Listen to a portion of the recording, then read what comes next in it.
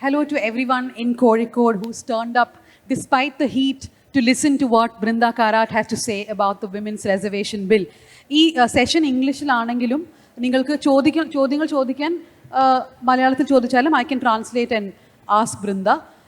I was actually telling her before we were starting that I wish there was also a male politician because it's a woman journalist speaking to a woman politician about Women's Reservation Bill. It's like we're all on the same side and we just have to keep speaking up about it. The Women's Reservation Bill, finally, everybody can hear us? We're audible? Yes, yes. The Women's Reservation Bill finally became a reality, at least a reality. How do you look at that? But is that simply on paper and not a real reality? Well, let's say it's in the virtual world still. Because the bill that was adopted in September by Parliament is quite different from the bill which women had fought for since 1996. And in substance, although it has become an act, it will not be implemented for at least another decade. So in other words, what we had hoped for in 2014 when the Modi government took office and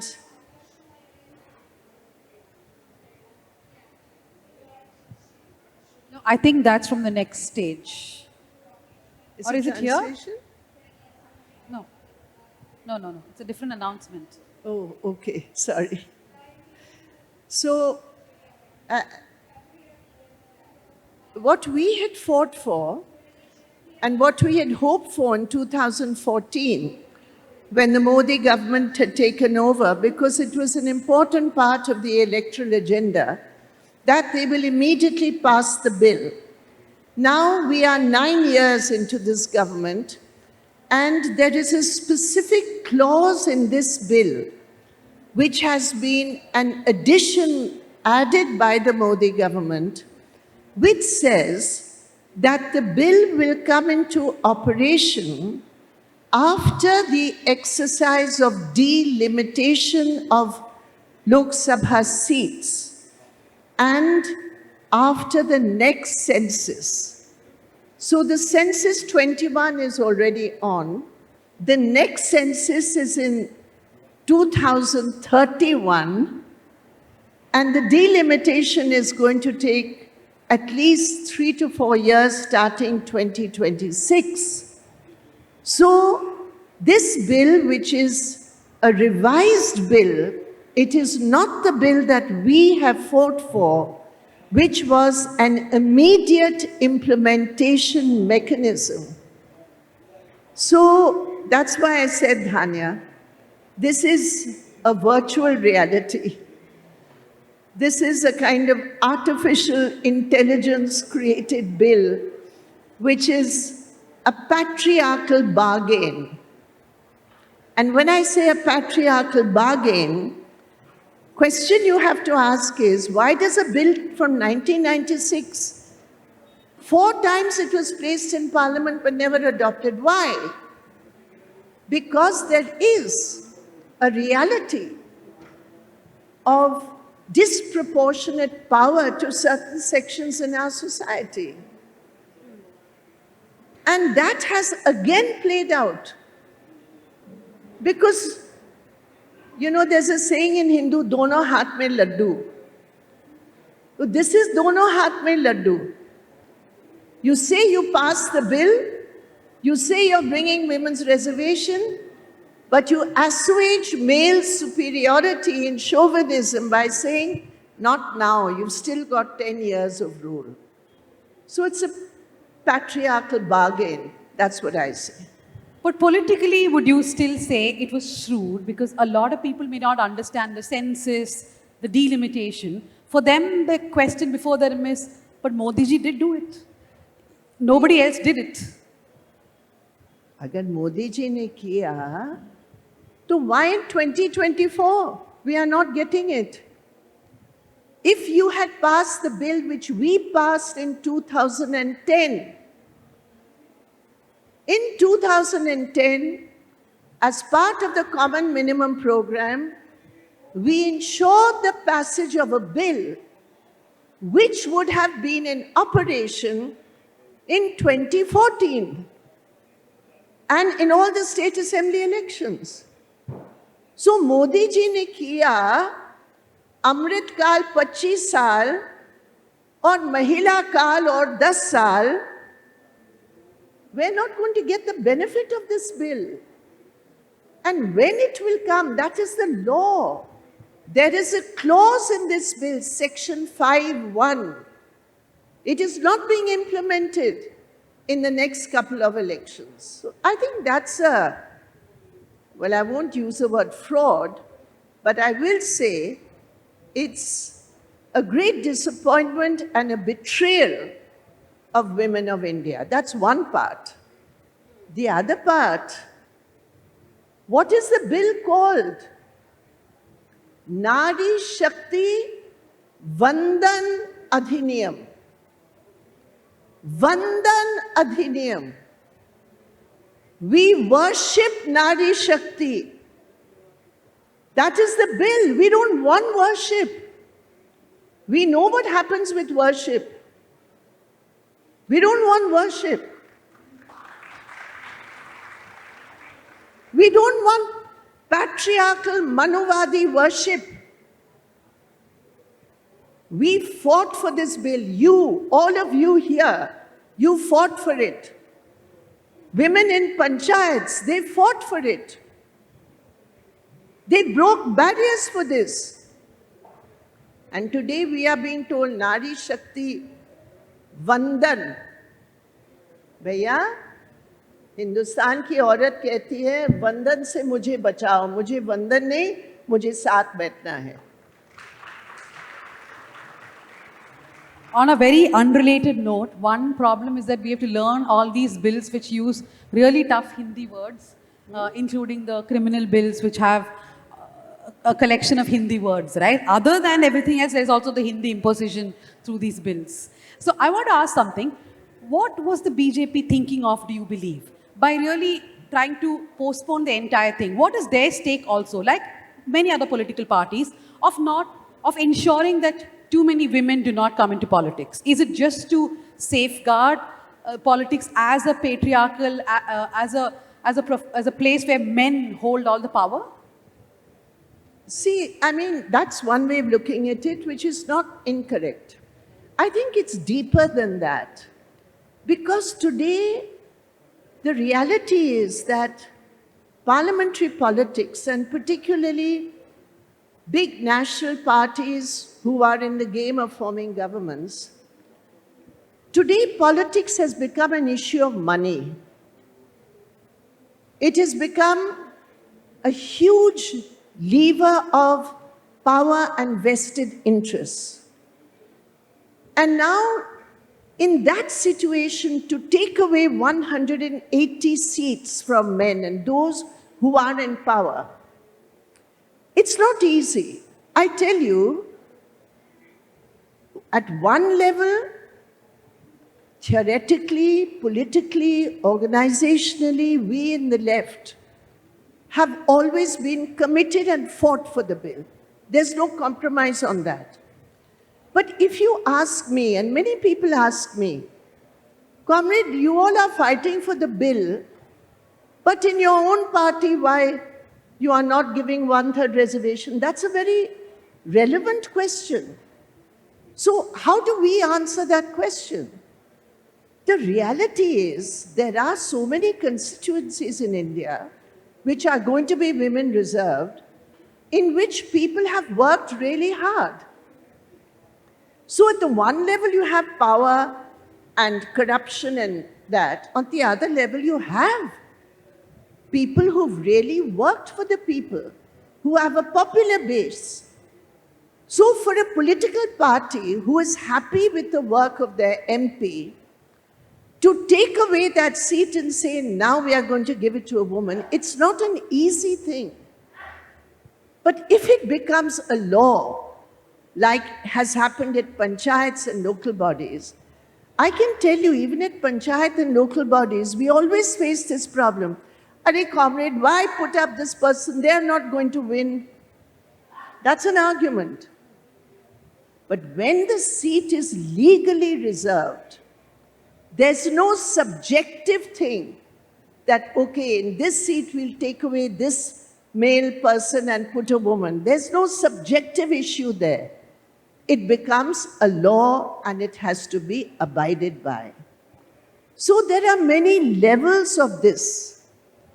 But in answer to your question, why has it taken so long, or why is the BJP right from the beginning?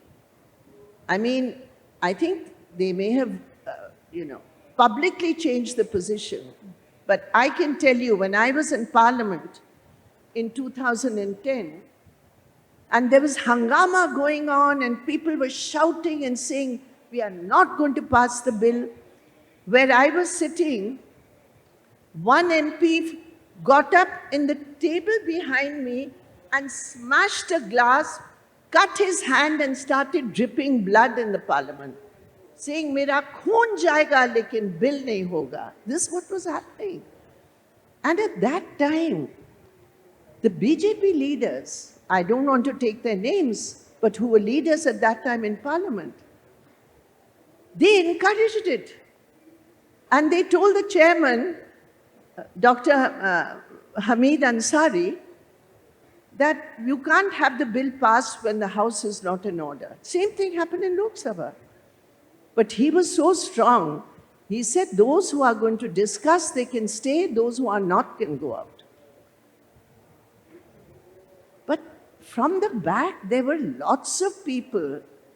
So you're saying they never had the intent? No intent. And that's why you can see today, na? And if you have an intent, why 10 years from now? It's just a simple question. They couldn't answer that question, na? There was that famous picture, right, a few years ago, all the women MPs standing in line, holding hands. Was that that rare show of solidarity of all of you working together, Sushma Swaraj and all of you together? How do you look at that today, when you see that picture today? You know, at that time when we were in Parliament, there were certain issues on which, in spite of our deep differences, we could unite. And we gave space and respect to each other. I believe that on certain issues which are important for a change in social thinking, you should unite. And as far as women in India are concerned, I feel so sad that today when female wrestlers are beaten up outside Parliament, when Bilkis Bano's killers are released, there's not a single leader, a woman leader of the ruling party, either in the ministry or outside, who says a single word. So the kind of polarization which has come, I think it has damaged our cause. So I think we have to fight all the more for that. I see a lot of young people in the audience, especially women. How would you explain to them why political empowerment of women is so important? Because there are often people who ask questions like, why do you want to reserve seats? Why can't women fight for it and get it? Why is the word reservation itself with a negative connotation, whether it's for Dalits, whether it's for women, people think, why give reservation? But how important is the political empowerment of women in a society? And why is reservation that one marker which will enable you to politically empower women? Well, I mean, if you look at the global experience, I mean, all over the globe today, if you look at the latest figures that the United Nations has put out, it's really quite shocking. There's been very little progress across the world. In fact, the 3 countries which have over 50% women, one is Rwanda, one is Cuba, and one is a Scandinavian country. And each of those countries has a mechanism to constitutionally or legally ensure a certain number of women in parliament. Now in Nepal, they have passed a bill, 1/3 reservation of women, it's going on. In the entire, except for Sri Lanka, which is little less than us, in all the other Indian subcontinental countries, India is last. Why? Because it's a fact that today in politics, social relations linked to patriarchy prevail. So you can't say, okay, everywhere there is a patriarchal environment linked to class, linked to the lack of social change, and I would say linked to the way that capitalism has used caste and gender and women's subordination to fatten itself on profits of our labor. So many issues are there, Dhanya. But globally and in India, it has been shown that unless governments take a constitutional and legal step, it's very difficult to shake up the world. You shake up the world through struggle. And it's totally wrong to think that reservation has come from the top. No, we fought for it. Dalits have fought for the right. It's because we don't give equality. Therefore, whereas society is unequal, you can't expect that inequality to go with a magic wand of Amrit Kal. Amrit Kal is something which sticks in my throat because it's Vish Kal as far as I'm concerned. Anyway. It's become part of the vocabulary, unfortunately. So I have a connected question. So we speak about horizontal and vertical reservation also when it comes to women's. Sorry? One of the other criticism is that the Women's Reservation Bill does not have vertical reservation. It does not reserve seats specifically for women from OBC castes, from SC/ST castes. So how do you look at that? Do you believe that this bill should have also, that the Women's Reservation Bill should also look at vertical reservation? I think there's a very strong case for vertical and horizontal reservation. There's no doubt about it. However, we do have constitutional reservations for scheduled castes and scheduled tribe. And therefore, within scheduled castes and scheduled tribe seats, there's going to be reservation for women. In the panchayats, we do have in many states reservation for OBCs. So within that reservation for OBCs, you have reservation for women OBCs, women's seats. So what we have been arguing is that if OBCs as a caste are considered socially and economically backward, then there should be a demand for reservation for OBCs in politics, like you have in the educational institutions, like you have, but that's not the case. That's not the case. So, constitutionally, you cannot do it.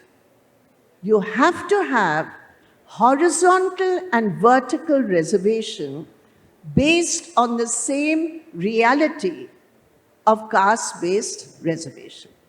Okay, so I think we've had a lot of, enough questions on the reservation bill itself, but I want to just move on to women in politics, which of course includes the CPIM and many liberal parties. You did touch upon it, but what I want to specifically ask you is what stops, for example, parties like the CPIM, CPI, DMK, AIDMK, from having more women, not just while giving tickets for elections, but even in their local, for example, a area secretary, a district secretary, a state secretary. Why are we not seeing more women come? Is it because the structures of political parties do not encourage it? Well, in my party, I joined my party in 1970. 1971, I was 23 years old. And if I look at the journey of my party from 1971 to 2023, and if I look at the journey of women in my party in this period, I find it, objectively speaking, an inspiring journey because the issue of women as a specific group in a patriarchal society like India has resulted today in my party making constitutional amendments to ensure a larger representation for women in party committees. Now, my party is not a missed call party, you know. I mean, maine phone kiya, my number is registered, and I become a member of a party. No, in the CPM, as you know, to join the CPM, there's quite a lot of struggle and sacrifice involved. But unfortunately, at the time of recruitment, although we are seeing more and more women coming into struggle, fighting for their rights, facing police lathis, fighting, what we have found is the next step of recruitment in the party, there is a lag. Now, in the last party conference we had national, we set a target of 25% women's membership. In many states, the membership is only 11%, 12%.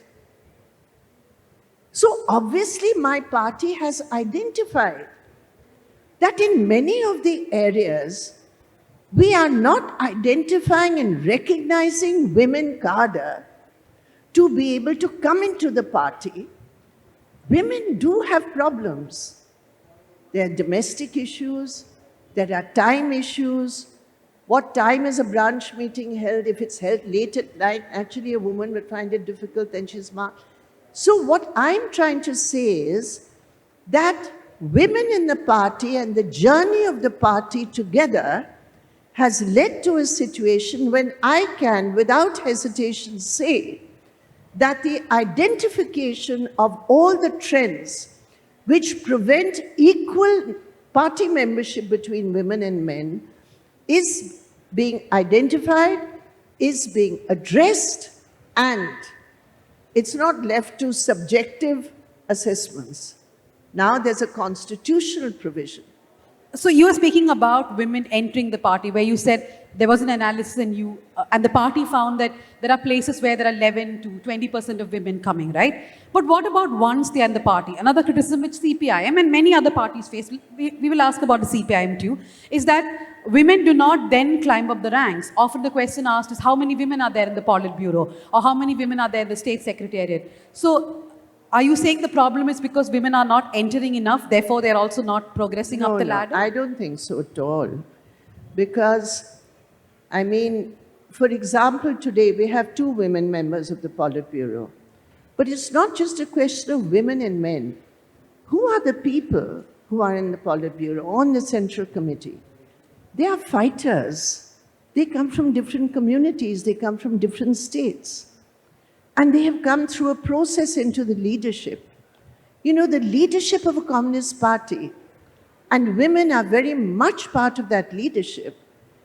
That leadership has certain specific qualities which women do have.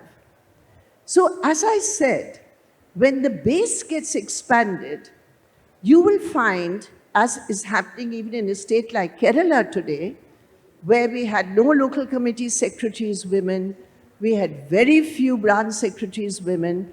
Now, as more and more women are coming into the party, you find posts from the branch level to the state committee and the district committee level. You find a remarkable change.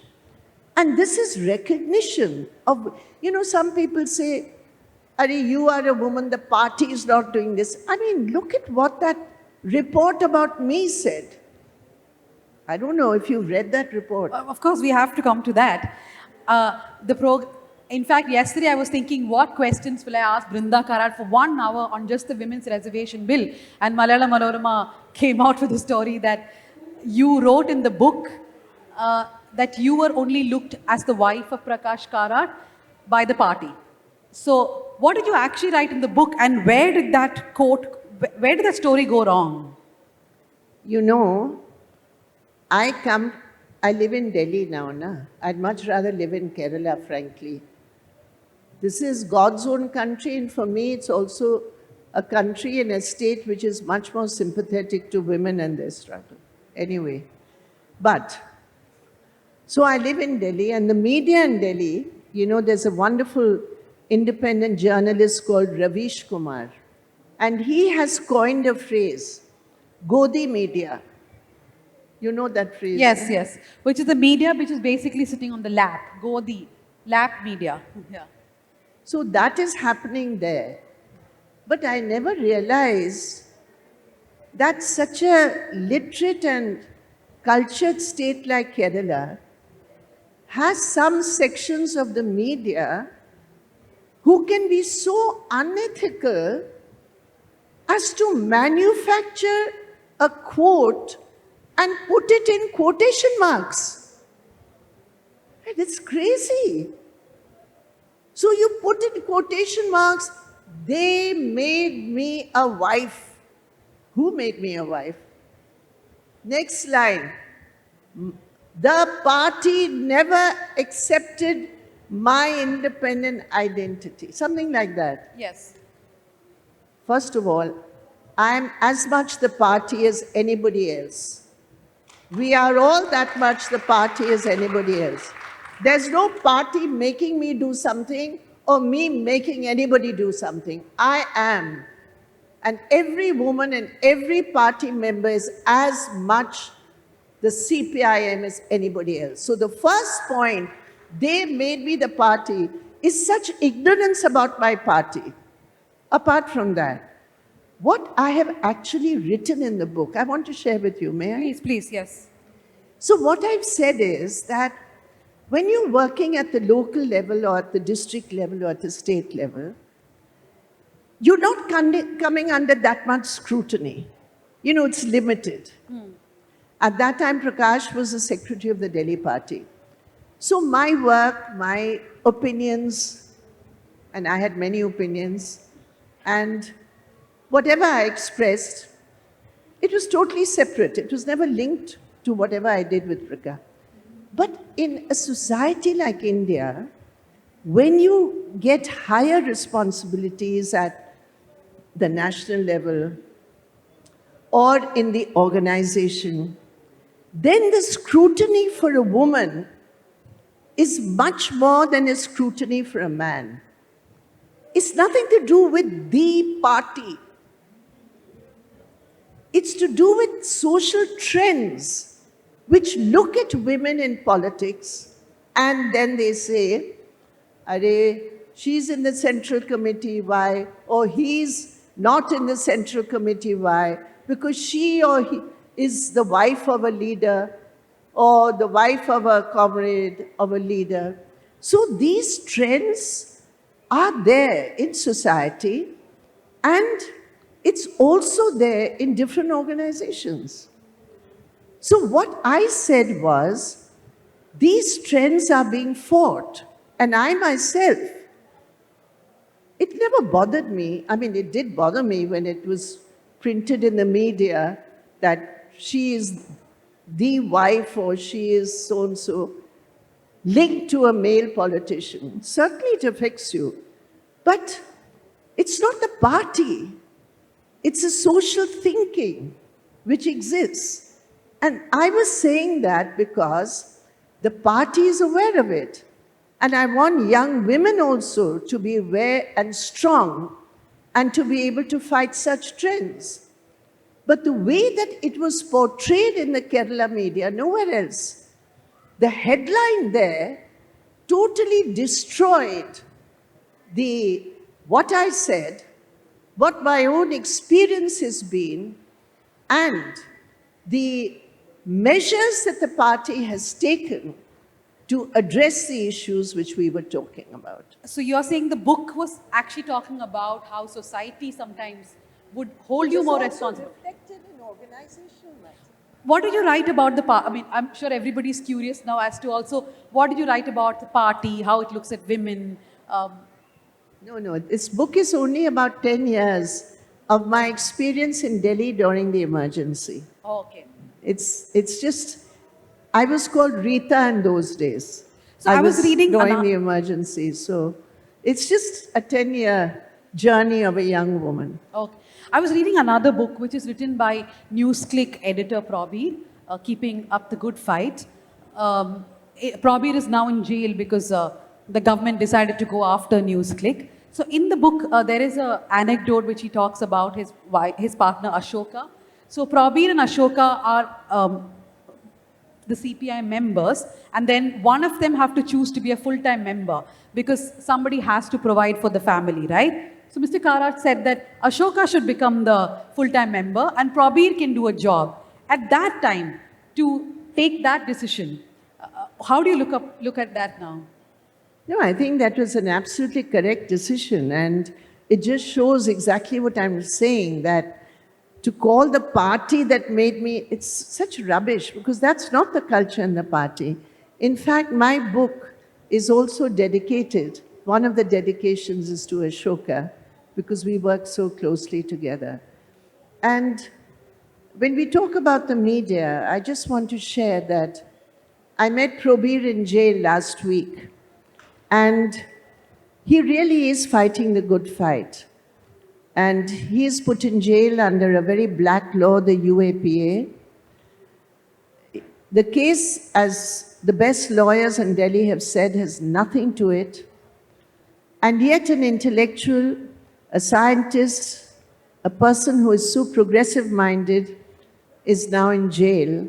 And I think a place like a Kerala Literacy Festival is certainly a platform to express solidarity with him.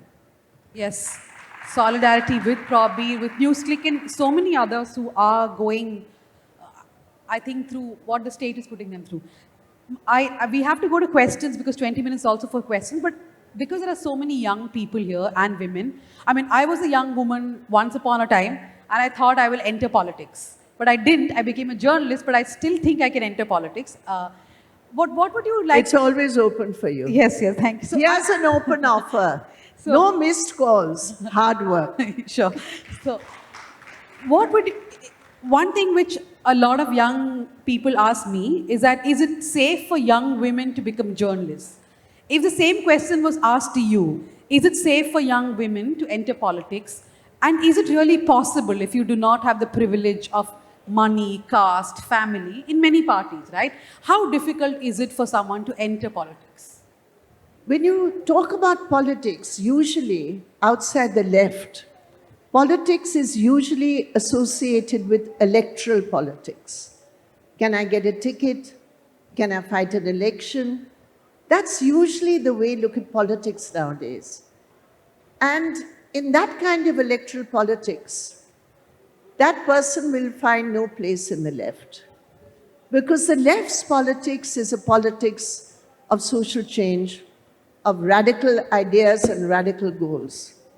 But in spite of being objectively at so much more risk when you're fighting the status quo, in fact, I would say for a woman, the left is the safest place.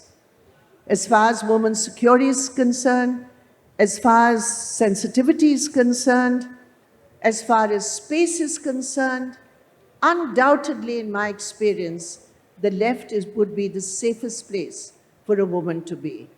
If a woman wants to join electoral and different type of politics, then money is definitely a big consideration. And you have to be prepared to compromise on ideology. Then you have to be totally self-centered. And you have to do what is required to get space. So we will open up for questions. If people have questions, please put your hands up and, yeah.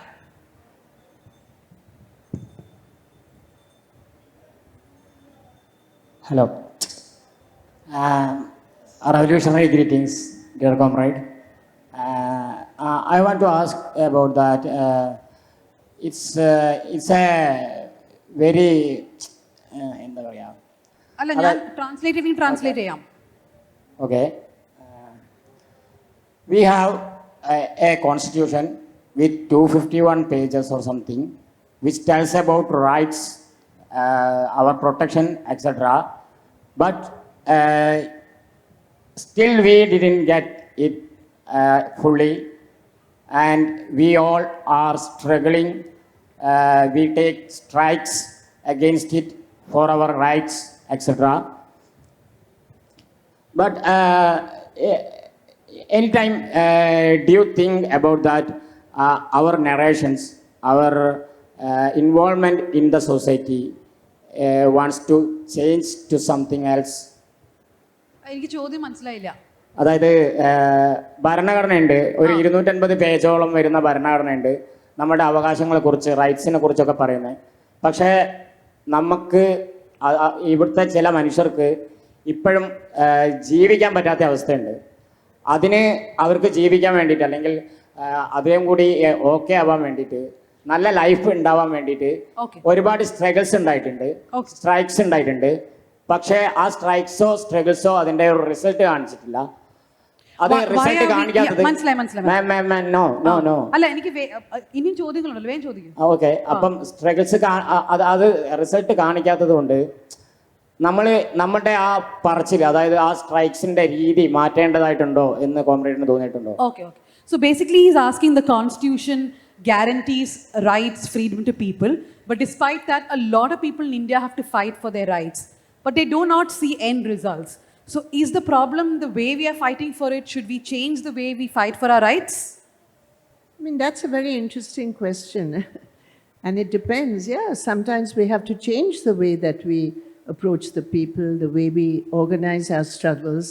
But today, basically, the Constitution itself is under attack, very severely under attack. So the rights that we take for granted today, if we don't fight for those rights, in whichever form or method we want to use, tomorrow those rights may be taken away from us. That is the reality of the attack on democracy in the Constitution today. But is there, before we go to the next question, I have two questions for you. One is there a fatigue in society, do you believe? Like there are a lot of people who protested for one thing or two things or five things, and then suddenly they're fatigued. They cannot go on because how many things will we protest about? No, I don't think so. Because today every protest is really deeply linked to the survival of India as we love India and as we know India and as we want India to be. It's our own survival. So how can you get fatigued when you think about your own survival? You can't. Every breath you take is your survival. You'll fight for every breath. It's like that. Today our country is under assault.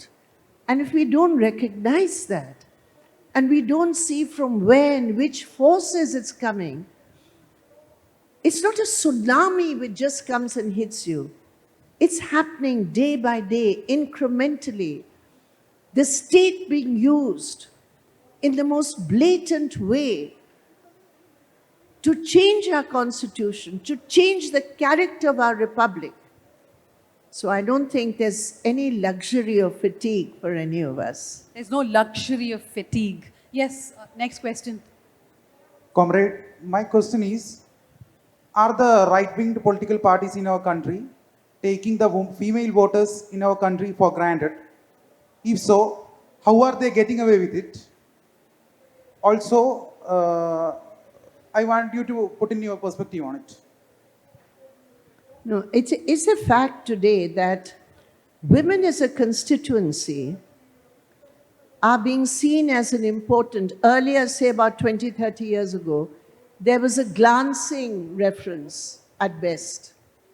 But today women are considered very important electoral constituencies.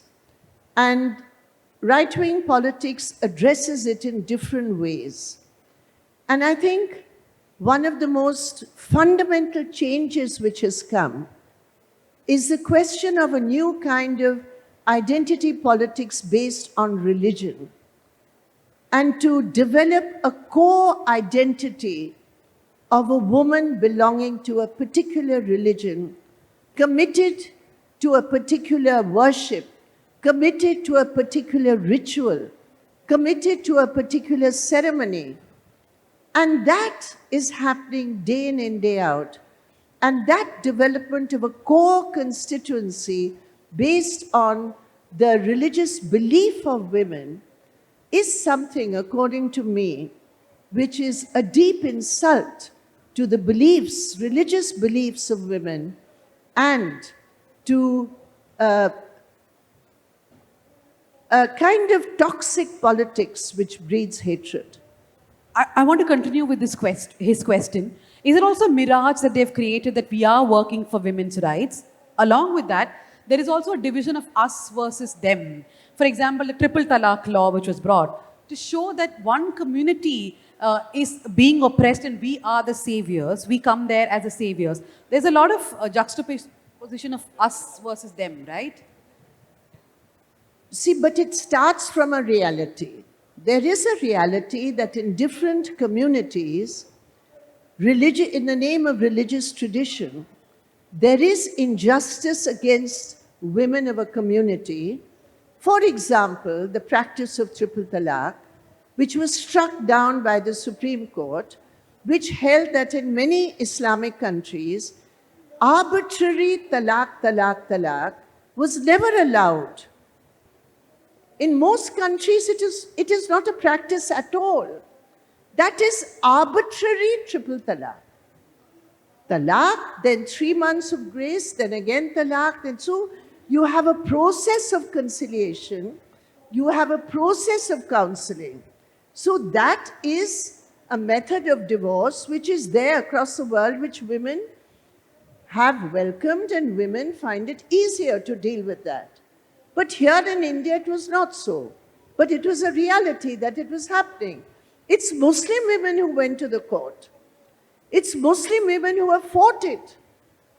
And it's Muslim women went to the court struck it down. Now, once the court strikes it down, it's down. What did this government do? It brought a bill, and I want all of us to understand this. It brought a bill which was totally unnecessary after the court has struck it down. It brought a bill which demonized Muslim men without any protection, either in the form of allowances or in the form of domestic sphere or in the form of guarantee of a place in the home. Nothing. There was not a word for a Muslim woman's rights in a marriage where teen talaq. And now we are getting so many cases in which women are coming and saying, this law is not helping us. So the narration that we are the saviors has 2 points. One, it is a complete lie, because how can you be a savior when you're demonizing one section of the community? 2, you are not the savior because Muslim women themselves went to court. If anybody is a savior, it's the Supreme Court which ruled. And thirdly, why aren't you worried about other women?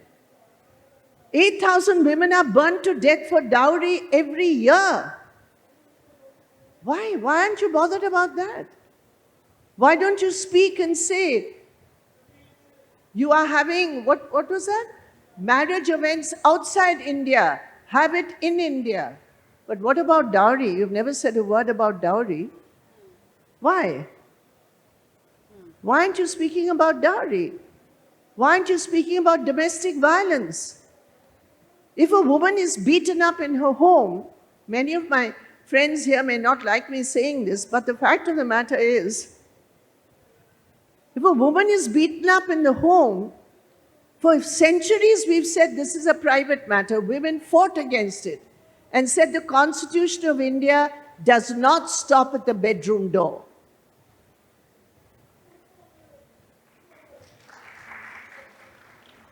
If I'm equal outside, you can't treat me as an inferior being and beat me up or sexually abuse me because you have the license of a marriage certificate. But have you ever heard the government spokesman say a single word about it? 9 years in power.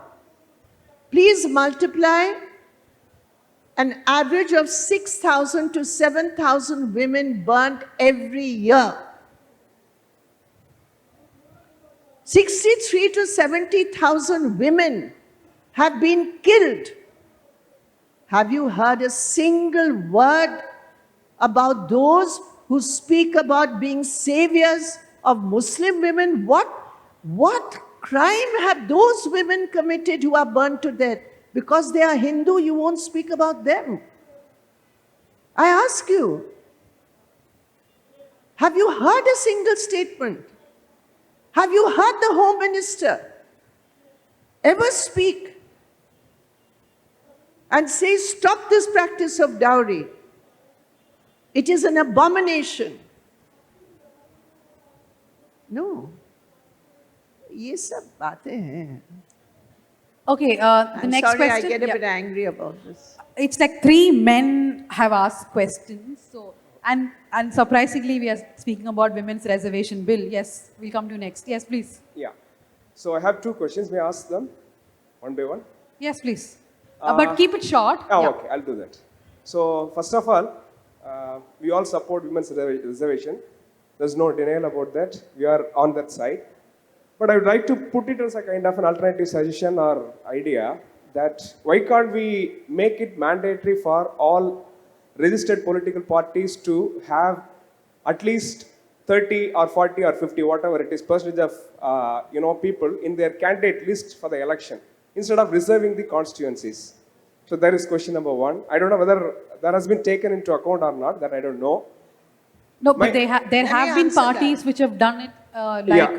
Naveen Patnaik's and Trinamool Yeah, why can't we Congress make system. it mandatory? Let me answer Yeah, that. yeah. Because there was a big debate about this, and we also considered. Okay. So then you'll give women all the seats where you can't win. Okay. All the losing seats will be given to women. Secondly, Okay. in many countries, you have proportionate representation. That is, the percentage of votes that any political party gets. They have a list of candidates. It's called the Chekhov system. So if you get, say, 5% votes, then you get 2 MPs. And Yeah. in that system, certainly, you can have, in a system of proportionate representation, definitely you can have women reserved and party lists. But without proportionate representation, it won't work. Okay. My next question is about this, a kind of a general question. We talk a lot about men, being against the right of women or whatever it is. But we find growing number of women having, so much of male chauvinistic ideas or patriarchal ideas within themselves. How are you going to tackle with that thing?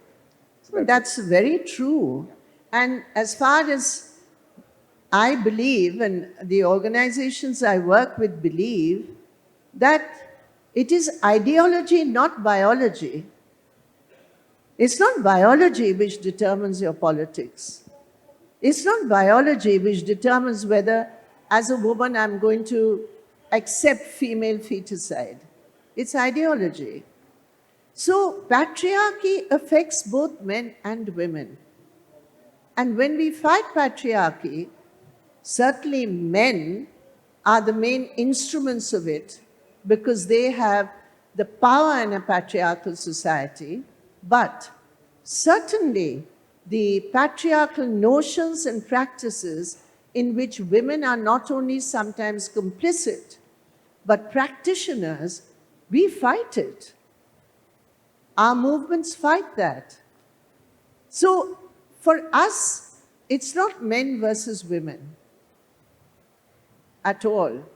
We wouldn't have got so many good laws and won so many battles without the support of right-thinking men. When I say right-thinking, I mean progressive thinking men. All the bills which were passed and all our great social reformers So for us, it has never been a narrow paradigm of men versus women. To just add to that, when we say we fight patriarchy, it's not a fight against men who are in the patriarchal system. We understand that women are very much part of patriarchy. And it's a continuous exercise to make women realize that these thoughts are patriarchal. From every dowry story in Kerala that you see, right, you do see the women part of that patriarchal system. Because she was talking about dowry debts, and Kerala has a high number of that. Even education cannot fight with patriarchy that much, and that is very evident from the Kerala example. Yes, she has a question. Yes, yes.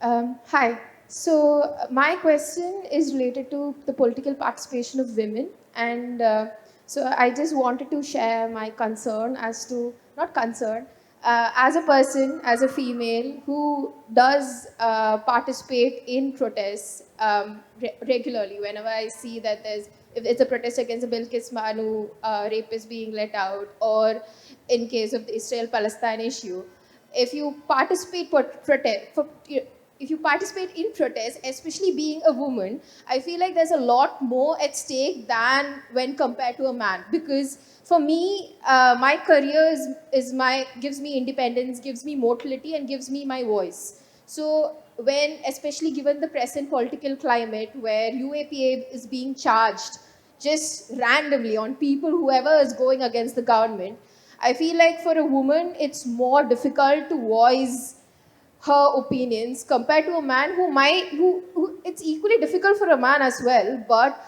the man can easily come back home and still be equal. Like, they can still go out, be free, move around. But for me, for a female, there's much more to lose. But we still, of course, make a choice to be there at the protest, but it's a bigger price to pay than for a man, is what I wanted to say. And if you could comment on that, that would be great. Well, in a way, that's true, because when you live in an unequal society, I mean, we all agree that men and women are not equal in India. So certainly when some very big political development occurs, there will be a bigger impact of that on the person who is unequal. It could be a Dalit, it could be a Muslim. I mean, for example, if you talk of women, women also are not a homogeneous community. Within women, there are Muslim women, there are Dalit women, there are Adivasi women, there are poor women, there are rich women, there are women who are rich who can get past all this because they have the wealth to do so, although at some level they would also feel patriarchal pressure within their domestic sphere.